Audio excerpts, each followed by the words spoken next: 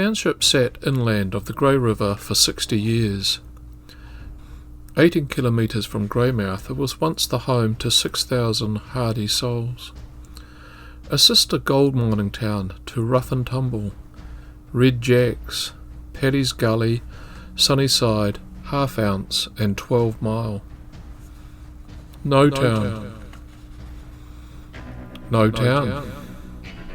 And Notown as well. This truly was the Wild West, reminiscent of a Hollywood movie. Hard-working, hard-drinking locals. Women like Sugar Annie who could drink with the best of them. Outlaws lurking around every corner. And with the nearest copper 5 kilometres away at 12 Mile, an air of lawlessness. Let's get our bearings here first, eh?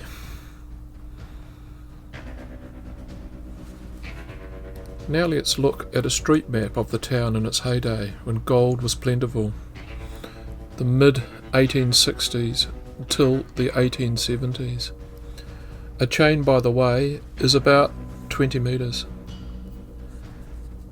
Brunner Parade was the happening place. This tiny town packed a punch. 3 banks, bakery, magistrates' court, school, public library, post office, churches representing all the major denominations, a brewery, Jeremiah McCarthy's portable cordial manufacturing business on your screen. Shops like Parfit's pictured here, which sold anything a miner needed. Macbeth's, a butcher. And that's before we even get to the pubs. There were, let's just say, a number of them. Within its 6 streets there were loosely 25, give or take, some of which were the Albion, which Parfit appears to have moonlighted in, Braids, which featured a theatre and concert hall, Butcher's Arms, the 40-room Caledonian, which was the town Hyatt, European, Flynn and Hastie's, Half Ounce Hotel with its skating rink, Maguire's Combo Store and Pub, the comparatively drably named Notown, Shamrock, which you'll spot has been run by young Jeremiah. I'll also save you the trouble of finding out how much 6p is worth in today's terms, about 50 cents US. And by the time this video is uploaded, I will have drunk the place dry. For the more energetic, there's the Sportsman's Arms, with quoits, skittles, and pugilism nightly. Legal tender in any of the stores and the pubs was gold. There was also a sizable Chinese population in Notown and the surrounding area in the early 1870s. Estimates are anywhere between 20% up to 45%. That's a great intro for me to brazenly publicise a recent video I did on the Chinese town of Canton in Southland. Link below. Such was the scale of gold mining operations surrounding Notown, and there were even local gold mining companies like Bignell's and Notown Creek listed on the New Zealand Stock Exchange. The largest reported nugget found in 1869 was a whopping 80 ounces. That would net you a cool 250,000 buckaroos in New Zealand dollars today. Most of those instant riches were apparently blowing on booze and wild women in Christchurch. That's some background to the 3rd of September 1865, New Zealand's largest robbery. But before I get to the events of the day, I need to address the historic record. If you Google New Zealand's largest robbery, you will doubtless come up with the Chubb armoured car hold-up in 2000. About $950,000 was stolen. All 7 of those involved were collared, although about $250,000 was never accounted for. That wasn't New Zealand's biggest armed robbery row. This was. Stealing from unattended sluice boxes was a constant issue for any gold miner. Most of those thefts were opportunistic in nature, and then there was those that were committed by roaming gangs of criminals. These gangs were labelled highwaymen, who preyed on isolated miners and communities, and they had plenty of bush to scarper into. These bands of armed robbers would roam the length of the country in search of vulnerable pickings. Most of the gold taken from the fields around Notown ended up being transported from either of the 3 bank branches or directly through to the vaults in the main banks located in Greymouth. This made the road or ferry trip to town loaded with bullion a rather precarious one. You would go packing a gun of some kind. Another factor that was on the side of criminals was the state of the roads at the time.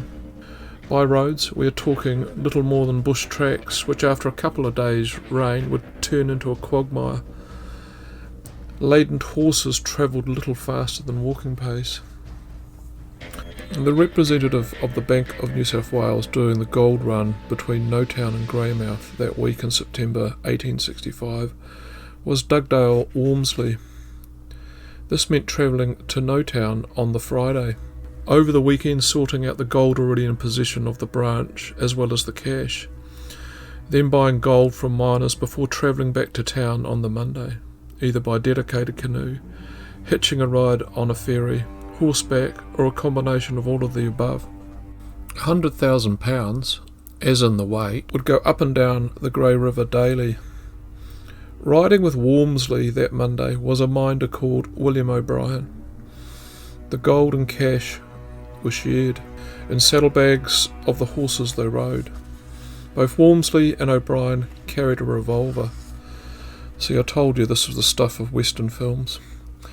O'Brien was in the lead when midway through his trip back to town he was confronted by an armed robber armed with a shotgun. As he approached O'Brien, and before he had chance to draw his pistol, the keyed-up robber stumbled, and O'Brien saw his opportunity to escape and hightailed it down the road. And totally unaware of what was happening 100 metres ahead around the corner, Walmsley ran straight into the rest of the gang. He was now confronted by 4 masked robbers. Outgunned, he handed over his saddlebags, and the robbers disappeared into the bush. It was all over in 5 minutes. 821 ounces of gold and 1,000 pounds of cash was gone. What's that worth today? In US dollars, we're talking loosely 1.6 million, including the cash. Let's not forget, O'Brien had made a lucky escape from the robbers' clutches, and he had the other half of the takings. I'm not too sure if Walmsley was just plain unlucky or highway robbery was endemic for the time, because it wasn't the first time he would be the victim of a robbery. The year before, he had been relieved of £1,000 whilst working for the BNZ in Waimea near Nelson. Even cosmopolitan Auckland wasn't safe for the bloke. 7 years later, whilst with the Bank of New South Wales, he was held up there. The hunt was now on for the 4 robbers. The police's best chance of catching them was if they blew their hideout and sought the comforts of civilization. Days turned into weeks, and nothing. 4 men alleged to be the crew were dobbed in and interviewed. They all kept stum, stuck to their alibis, and the police couldn't pin it on them. Nor had Walmsley and O'Brien any way of identifying anyone, as they had been told by the assailants literally as they had a gun stuck to their heads, "One move and you are dead." They believed them.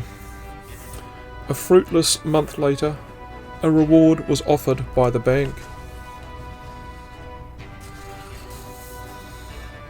If there wasn't already enough of an American Wild West theme going on here, the publicity for the reward also came in the form of posters. Then what happened? Well, nothing. In 20 words or less, the robbers got away with New Zealand's largest robbery. Theories abounded as to those involved. Local miners, an inside job, gangs from up north. Not a thing stuck. The loot could be like O'Brien's gold outside Alexandra, out there awaiting someone with time and a metal detector. And what happened to the town of Notown? By 1885, the gold rush was over. On your screen now is the wisest directory listing for Notown in 1885. Still 2 pubs though. That population remained the same till the turn of the century, when essentially the gold was exhausted. This is the painting of the town in 1902. And 2 decades later, the town was deserted.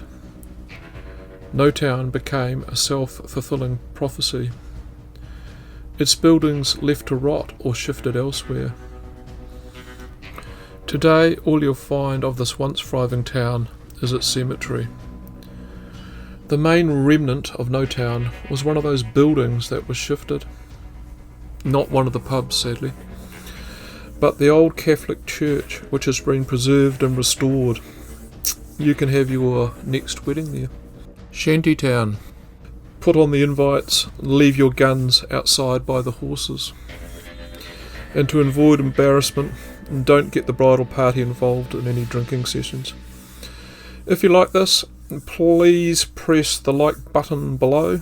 And thanks to all my subscribers, and I'll spot you next time.